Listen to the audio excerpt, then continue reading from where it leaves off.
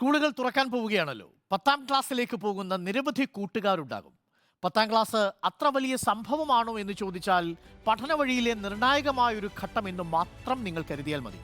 ഉപരിപഠനത്തിന് ഏത് വിഷയം തിരഞ്ഞെടുക്കണമെന്നൊക്കെ തീരുമാനിക്കാനുള്ളൊരു ഘട്ടം. ചെറുതായി ഒന്ന് ശ്രദ്ധിച്ചാൽ സമ്മർദ്ദങ്ങളില്ലാതെ ഈ നിർണായകമായ കടമ്പ കടക്കാനാവും. ചില കാര്യങ്ങൾ പറയാം. ഏകാഗ്രതയോടെയും ചിട്ടയോടെയുമുള്ള പഠനമാണ് പ്രധാനം. പ്രയാസമുള്ള വിഷയങ്ങൾ ഫോക്കസ് ചെയ്ത് പഠിക്കാൻ അവസാന പരീക്ഷയ്ക്ക് കാര്യങ്ങൾ എളുപ്പമാവും. ഇനി മാതാപിതാക്കളോട് ചില കാര്യങ്ങൾ പറയാനുണ്ട്. കുട്ടികളിൽ അമിതഭാരം അടിച്ചേൽപ്പിക്കുകയേ അരുത്. 10ാം ക്ലാസ്സിലെയും +2വിലെയും മാർക്കാണ് ജീവിതം നിർണ്ണയിക്കുന്നത് എന്ന പഴമൊഴി ഇനിയെങ്കിലും കുട്ടികളിൽ നിങ്ങൾ കുത്തിവെക്കാതിരിക്കാൻ ശ്രദ്ധിക്കണം. സർട്ടിഫിക്കറ്റിലെ മാർക്കിനും ഗ്രേഡിനും ഉപരി പുസ്തകങ്ങളിലെ പാഠങ്ങൾക്കും അപ്പുറം ഒരു ജീവിതം പുറത്തുണ്ട് എന്ന് പറഞ്ഞ് മനസ്സിലാക്കണം. മറ്റു കുട്ടികളുമായി താരതമ്യം ചെയ്യുകയോ മത്സരബുദ്ധി ഉണ്ടാക്കുകയോ ചെയ്യരുത്. ഓരോ കുട്ടിയും അവൻ്റെ കഴിവിലും അഭിരുചിയിലും മറ്റുള്ള കുട്ടിയിൽ നിന്ന് വ്യത്യാസമാണെന്ന് ആദ്യം രക്ഷിതാക്കൾ മനസ്സിലാക്കണം. അവനെ കണ്ടുപഠിക്ക്, ഇവളെ കണ്ടുപഠിക്ക്, അവളുടെ മാർക്ക് കണ്ടോ, ഇവൻ്റെ മാർക്ക് കണ്ടോ, നിനക്ക് ഗ്രേഡ് ഇല്ലാതായിപ്പോയി, അവന് ഗ്രേഡ് കിട്ടി എന്നൊന്നും പറഞ്ഞ് സമ്മർദ്ദം നൽകരുത്. അമിത പ്രതീക്ഷയരുത്. നിങ്ങൾക്ക് സാധിക്കാതെ പോയതൊരിക്കലും നിങ്ങളുടെ കുട്ടികളിലൂടെ നേടാമെന്ന് കരുതുകയും അരുത്. എനിക്ക് ഡോക്ടറാകാൻ കഴിഞ്ഞില്ല, നീയെങ്കിലും ഡോക്ടറാവണം. എനിക്ക് സിവിൽ സർവീസിൽ അറ്റൻഡ് ചെയ്യാൻ സാധിച്ചില്ല, നീയെങ്കിലും സിവിൽ സർവീസ് അറ്റൻഡ് ചെയ്യണം. എനിക്ക് CA കിട്ടിയില്ല, നീ CA-കാരനാവണം. ഇതൊന്നുമല്ല കുട്ടികളുടെ വ്യക്തിത്വം എന്ന് നിങ്ങൾ മനസ്സിലാക്കുക. സ്കൂൾ ട്യൂഷൻ എന്നൊക്കെ പറഞ്ഞ് ഓട്ടത്തോടോട്ടം എന്ന നിലയാകരുത്. സമാധാനമുള്ള പഠനാന്തരീക്ഷം ഒരുക്കണം. അവർക്ക് കളിക്കാൻ സമയം അനുവദിക്കണം. അവർക്ക് മാനസികോല്ലാസത്തിനായി അവരുടെ യാത്രകളും അവർക്കൊപ്പം നിൽക്കണം. കുട്ടികളുടെ ഏകാഗ്രത കളയുന്ന കാര്യങ്ങൾ വീട്ടിലുണ്ടാകരുത്. നമ്മൾ ഉദാഹരണത്തിന് TV ഉറക്കം വെച്ചിട്ട് കുട്ടികളോട് പഠിക്കാൻ പറഞ്ഞാൽ അവരെങ്ങനെ പഠിക്കും? നമ്മൾ മൊബൈൽ ഫോണിൽ ലൗഡ് സ്പീക്കറിൽ ഇട്ടൊരു ദൃശ്യം കണ്ടുകൊണ്ട് കുട്ടികളുടെ മൊബൈൽ ഫോൺ ഉപയോഗിക്കരുതെന്ന് പറഞ്ഞാൽ അവരെങ്ങനെ പഠിക്കും?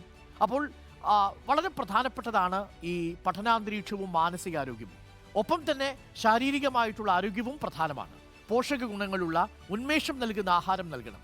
പഠിക്കുന്നതിന് മുമ്പ് ഹെവിയായ ഭക്ഷണം നൽകരുത്. അവർ ഉറക്കം തൂകും. മാനസികാരോഗ്യവും പ്രധാനമാണെന്നത് മറക്കരുത്. പ്രശ്നങ്ങൾ മനസ്സിലാക്കി സഹായിക്കണം. അവരെ ശാരീരിക പ്രശ്നങ്ങൾക്ക് ചികിത്സ തേടുന്നത് പോലെ തന്നെയാണ് മാനസിക പ്രശ്നങ്ങൾക്കും ചികിത്സ തേടുന്നത്. ചിലർക്കെങ്കിലും പരീക്ഷാപ്പേടി ഉണ്ടാവും. ആ പരീക്ഷാപ്പേടിയുള്ളവർക്ക് കൗൺസിലിംഗ് നൽകാൻ മടിക്കരുത്.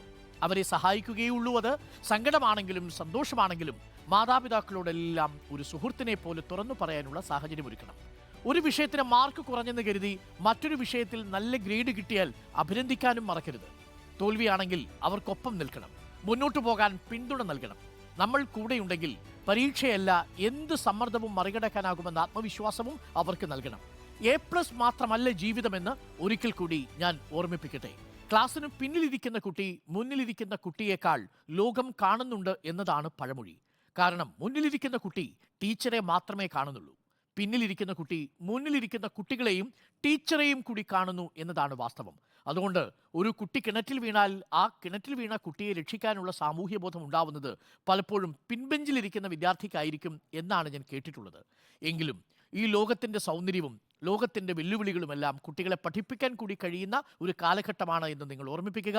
അവർ കേവലം പുസ്തകത്തിലെ പുഴുക്കളായി മാത്രം മാറാതിരിക്കട്ടെ.